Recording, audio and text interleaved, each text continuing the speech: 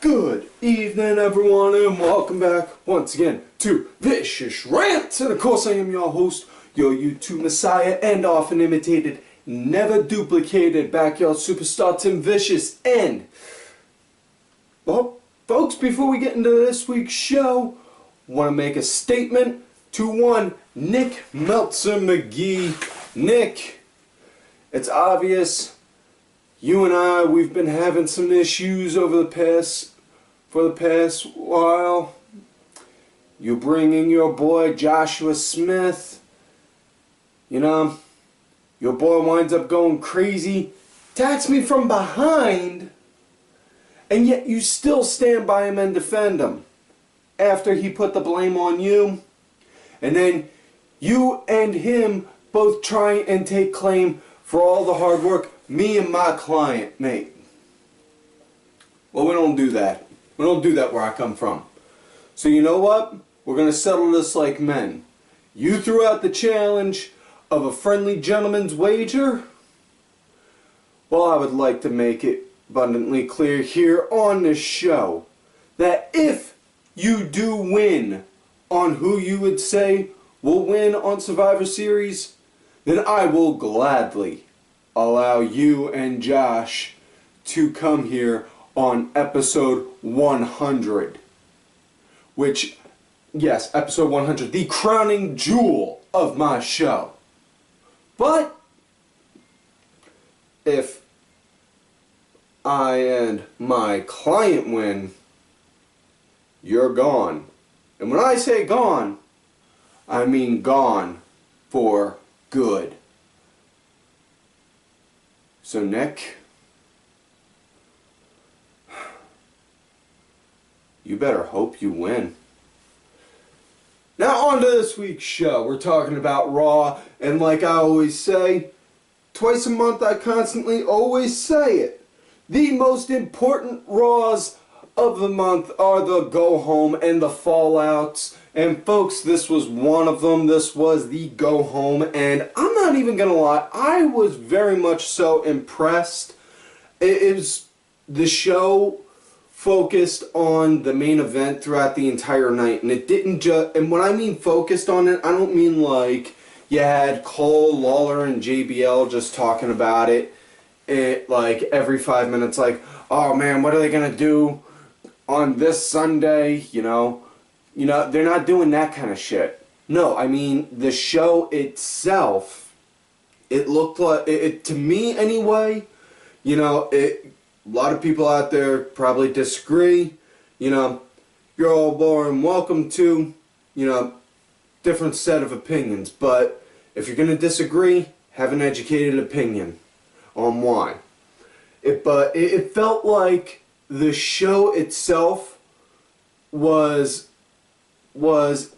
more so wrapped around the entire main event of Survivor Series, as opposed to it just being, oh yeah, by the way, Survivor Series is this Sunday. And, you know, Survivor Series is always important, 'cause, you know, I was a tag team guy. I spent most of my time wrestling as a tag team wrestler. I didn't go into singles until like maybe the last year of wrestling. I did some singles when I was starting out, but, you know, I didn't really do much in singles, you know, for lack of a better way to put it. I was basically jobbing like Kurt Hawkins was, you know, yeah, on with the show. I'm not making this about me doing sympathy hour or trying to do like a little therapy session, pouring my guts out onto the camera. This is for you, not for me. With Raw, start out, you got the Authority to come out, and they talk about and Hunter, man, I fucking love when Hunter is a bad guy, and, you know, he has definitely shown he is good, not just as a bad guy over the years, but now he has shown his spot as an authoritative heel. A lot like his dear old daddy-in-law, Vinny, was. You know? Only thing now it's missing is for Hunter to mistakenly try and say, I love Ka! Ha! You know, I mean,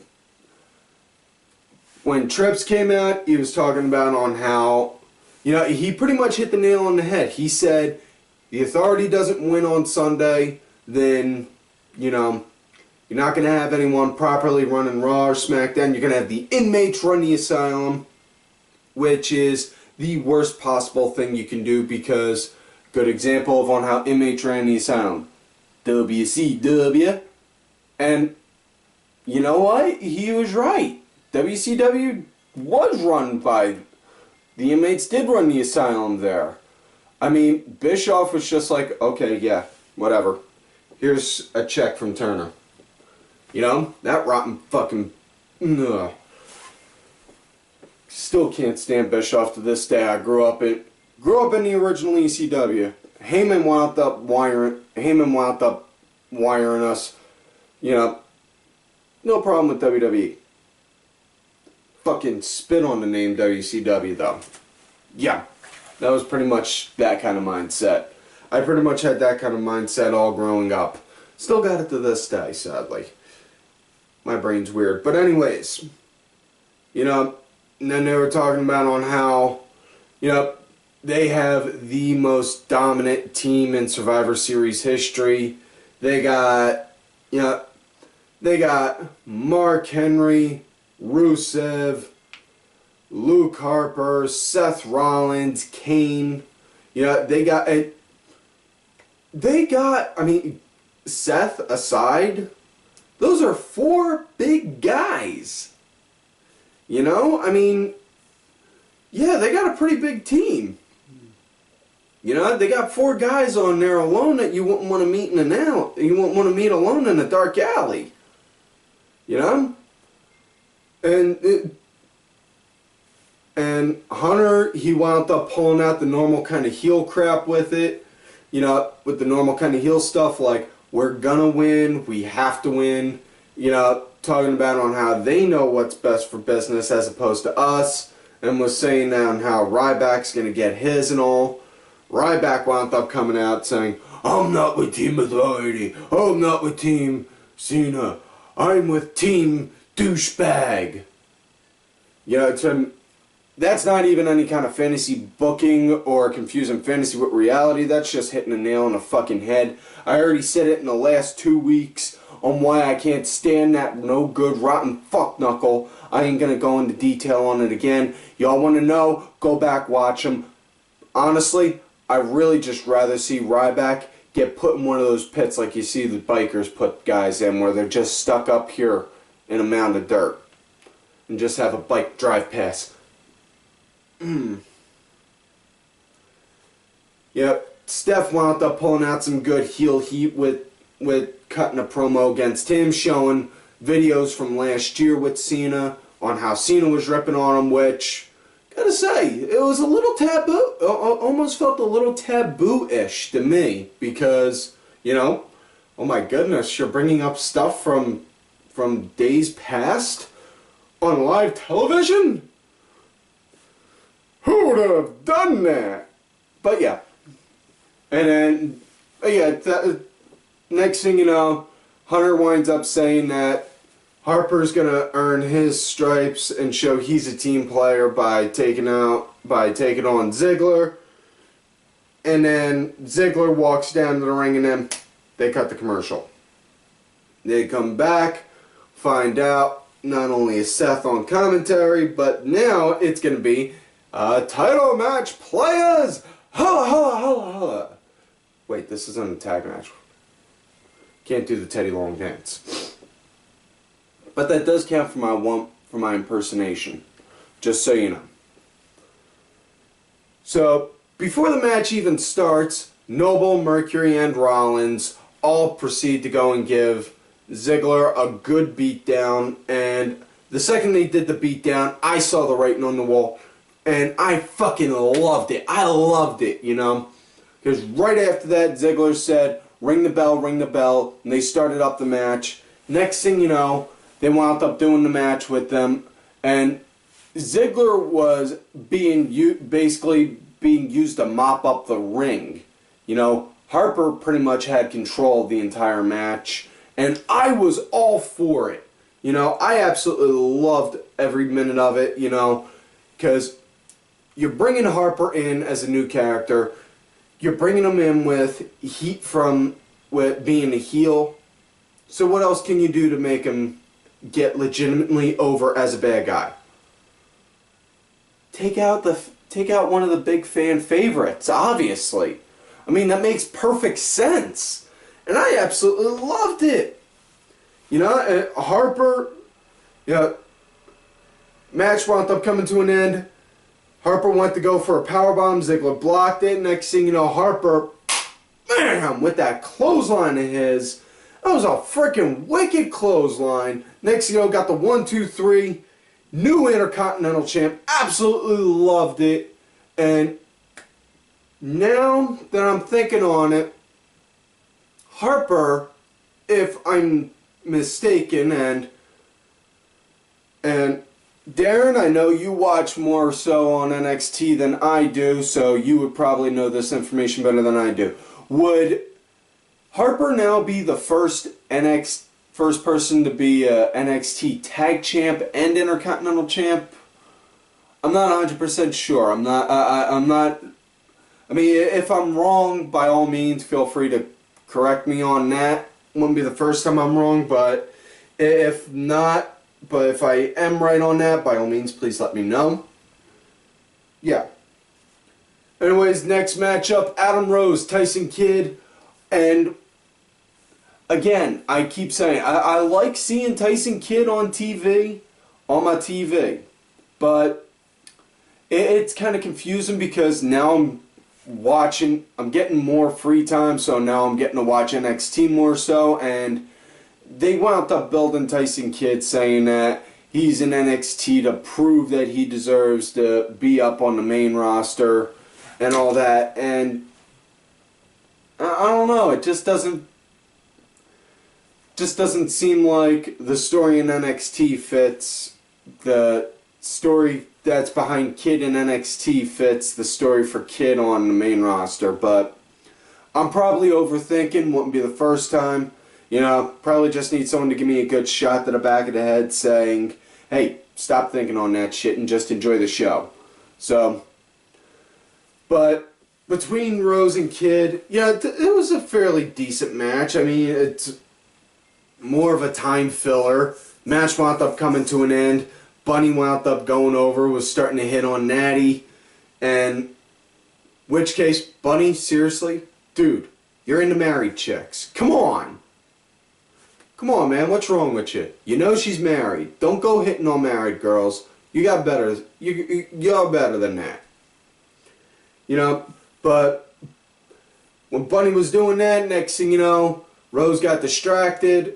Kidd locked in the sharpshooter, which that's something that's just been tweaking me. Why is it that they're always going to have every Canadian that comes through, short from Chris Jericho, has done the sharpshooter, I believe, you know, or anyone that's associated with the Hearts always winds up pulling out always pulls out a sharpshooter. Just, I mean, you know, why not, instead of just using that move and emphasizing on how Bret Hart made that move, you know, show something a little different, you know, do something different, emphasize on how he trained in the dungeon, or on how they've gone through this or that or something. Just, again, just my view on that. But Kidd locked in the sharpshooter, Rose tapped, Kidd won, and now Rose is in the ring arguing with the Bunny.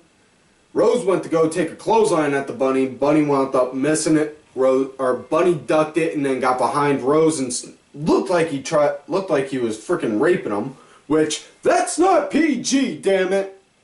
Just keep that in mind. Because bunny on man rape is a legitimate thing that people should worry about. Yeah.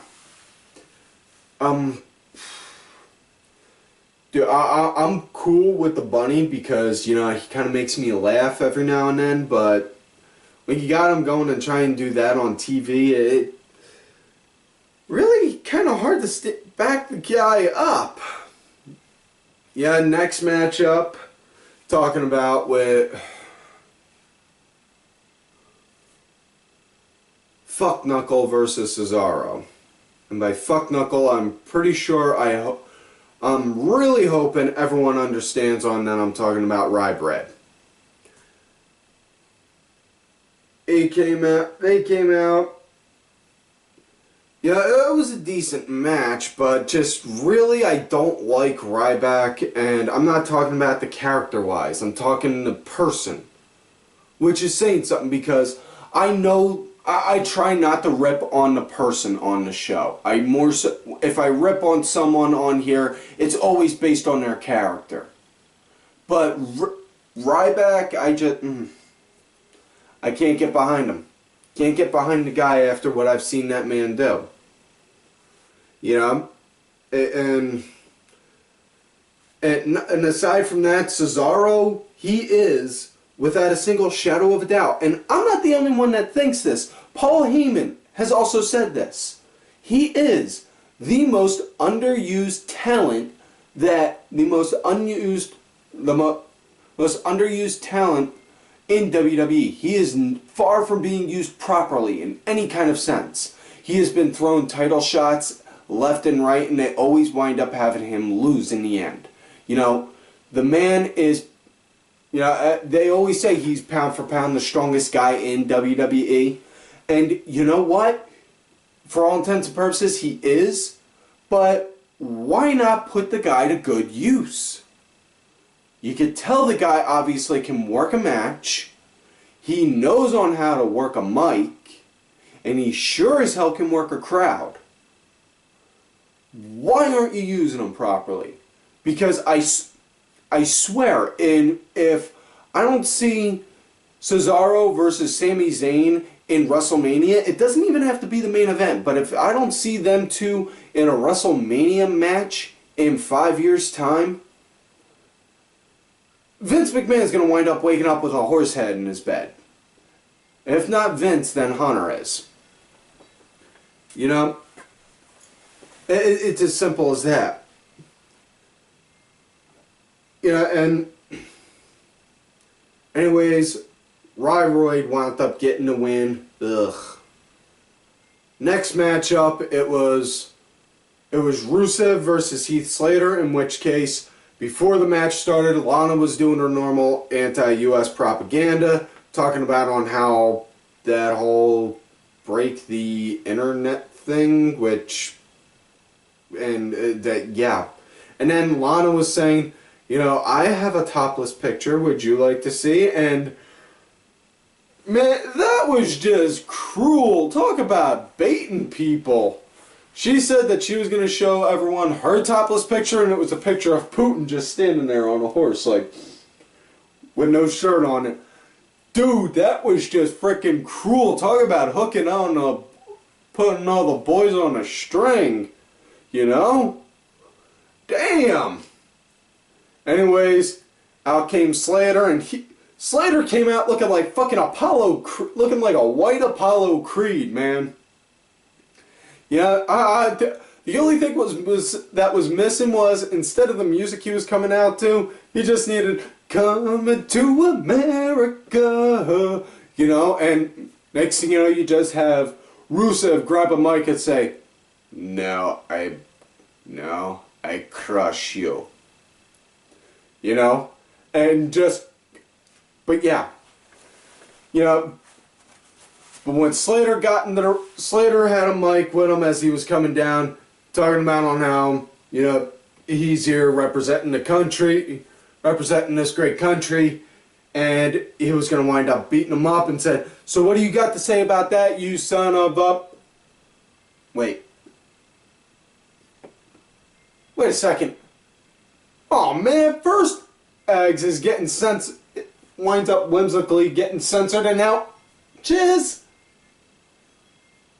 Dude, this ain't fucking cool. Next thing you know, Fuck is gonna wind up getting magically censored. But in all honesty though, it's kind of a good thing that the rumors of them of WWE looking into the Briscoes were just that, rumors, because honestly, could you try and picture them having the censored Jay Briscoe cutting promos? You know, Rusev, I'ma beat your Rusev, I'ma beat your big old bitch ass, and then I'ma go make your girl, and yeah, I'll leave it at that. I'll leave it at that because you can just imagine on what Jay would say. Yeah, and wouldn't recommend letting the kids see wouldn't recommend letting the little kids see the Jay Briscoe stuff unless you want to hear stuff that's, well, you know, it's pretty much the same as the kind of shit that I say on here, so yeah, can't really argue on it.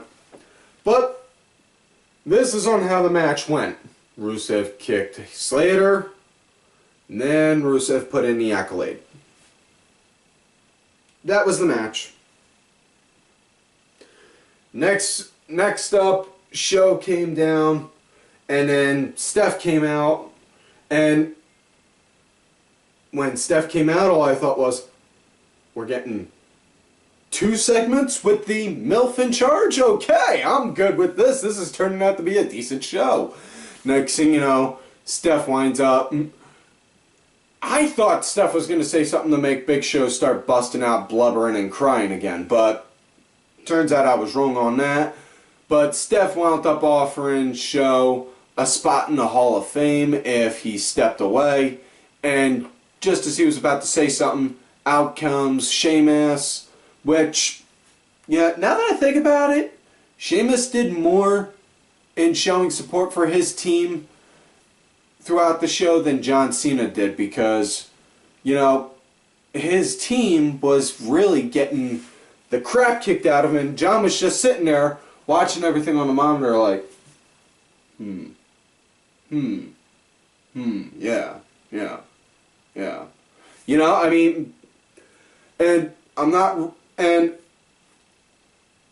I just think it's a bad idea doing that from a character standpoint, because if the guy's supposed to live by the credo of hustle, loyalty, respect, how is he showing any kind of respect to the rest of his team members by just sitting on his ass, watching all the beatdowns go down instead of trying to step in and prevent them or try and slow them down at the very least? You know? I'm just saying, from a character standpoint, I don't see on how that made sense for him. You know? Obviously, I'd have ripped on Cena, and the Cena haters, just so everyone knows, you know, yes, I'm one of the Cena haters, but I would rip on him whether he was going to go down or not, you know, but the fact that he didn't go down, like I said, didn't help on a character standpoint. That's the point I'm getting at. I'm not doing a whole, yeah, Cena sucks thing, mentioning that. But Sheamus comes down, winds up cutting him off. Next thing you know, Steph says, well, you know what? You two are going to have a match, and the winner gets a WWE title shot. So, and, you know, and that was a good way to help try and drive a wedge between them. Excuse me. Aside from that, when Sheamus was still cutting his promo, Steph wound up saying, you know, there was an issue with you coming back over from the European tour, something about your passport, and you're not you're not a U.S. citizen, so you could be deported, which I thought was beautiful. That was great heel heat, you know. You could just say, you know what? That guy, you know what? We could take out one person from the equation automatically.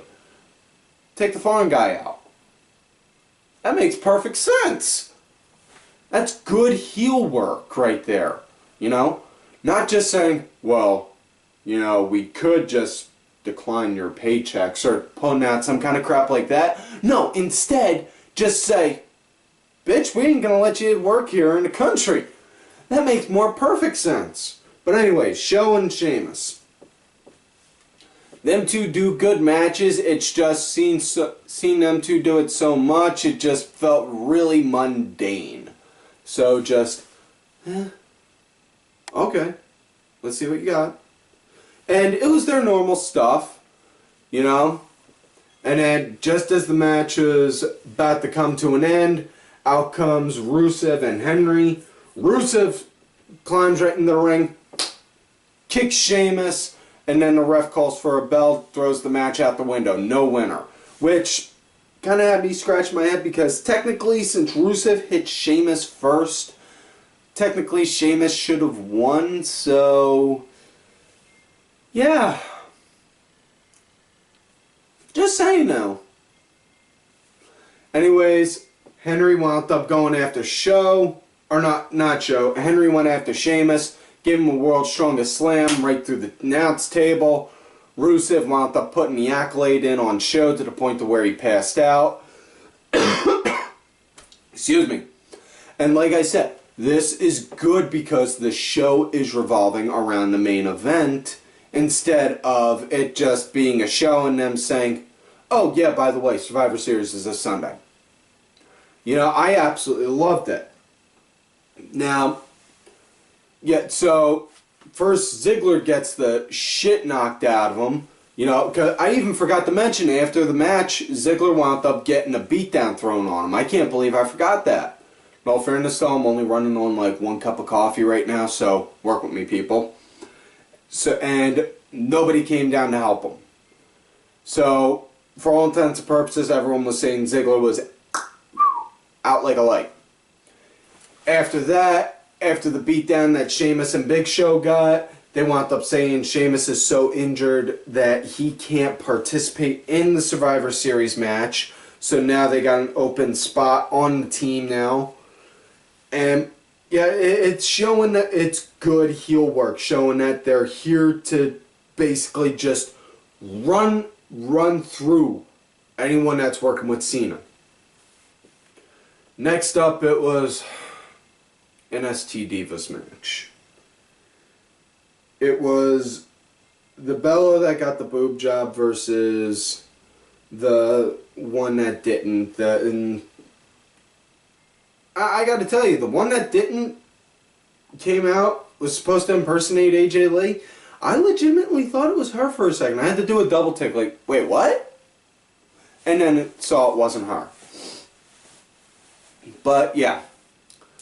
And probably the biggest pet peeve I had on this match was before the match started, they had Lillian say, the following contest is an exhibition match. We fucking know it's an exhibition. Why are you doing that? This isn't like the 2K games. For fuck's sake. Ay, ay, ay. Yeah, and yeah, this was my bathroom break. So, yeah, the one that was dressed like AJ wound up winning the match, and I'm pretty sure if Phil Brooks was watching the show and he was just sitting there like, my wife's on TV, and a hot chick is dressed like my wife, boing, and he wound up doing that. And yeah, there, I'll leave it at that. Next up, it was Usos and Matadors versus the Dust Brothers and Miz and Mizdow. And yeah, like I said, man, I freaking love Mizdow, and it's kind of, I can't believe I didn't notice this until now, but Mizdow is now making me actually want to pay attention to Miz when Miz is on TV. Yeah. So, thank you, Mizdow. You're making me actually want to pay attention to that fucking ball bag.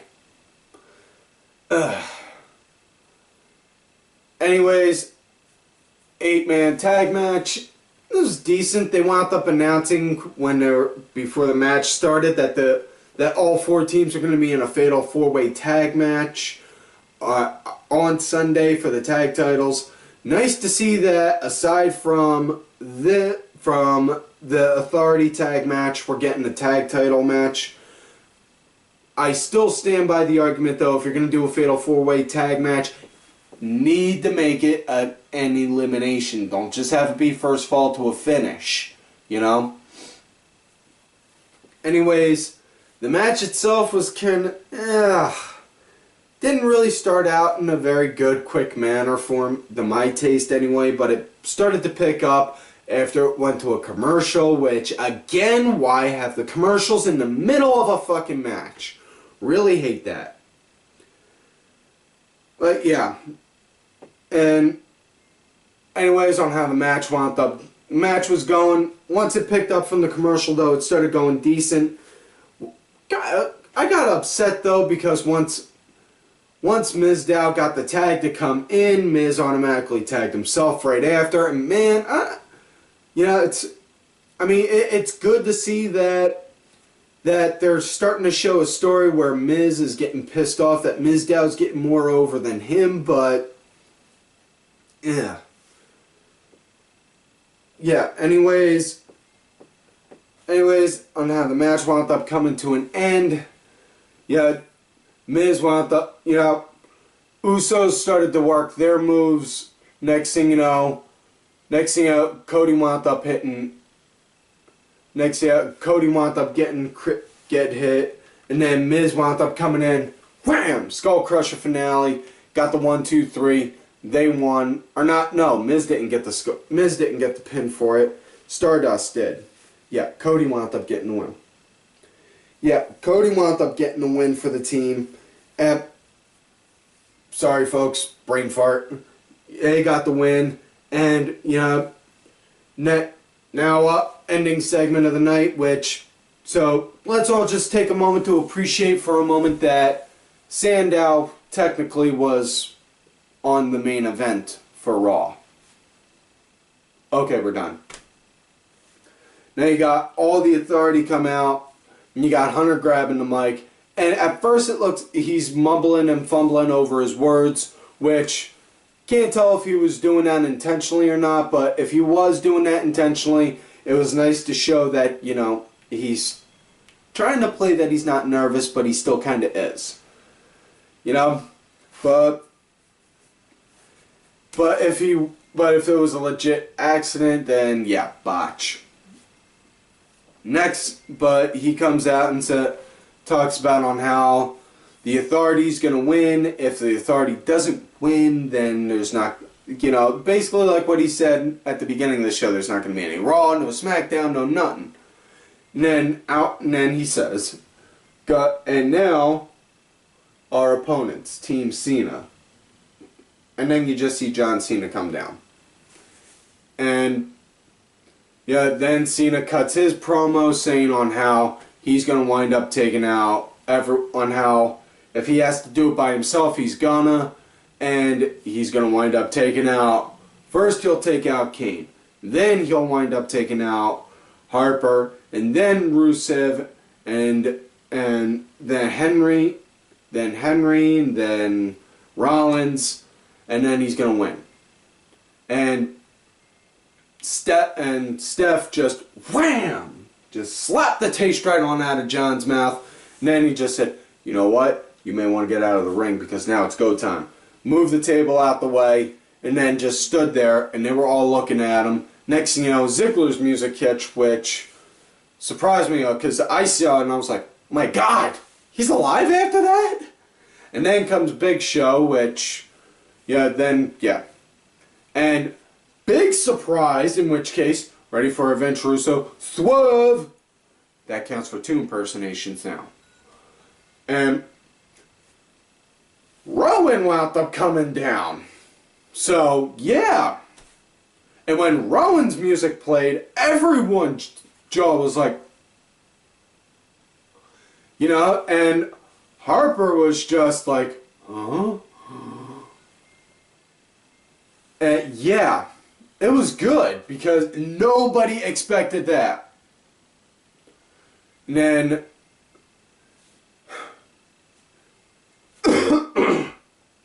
excuse me. And so yeah, it was good. Next thing, so Cena wound up standing there along with Ziggler, Big Show, Harper, and then you got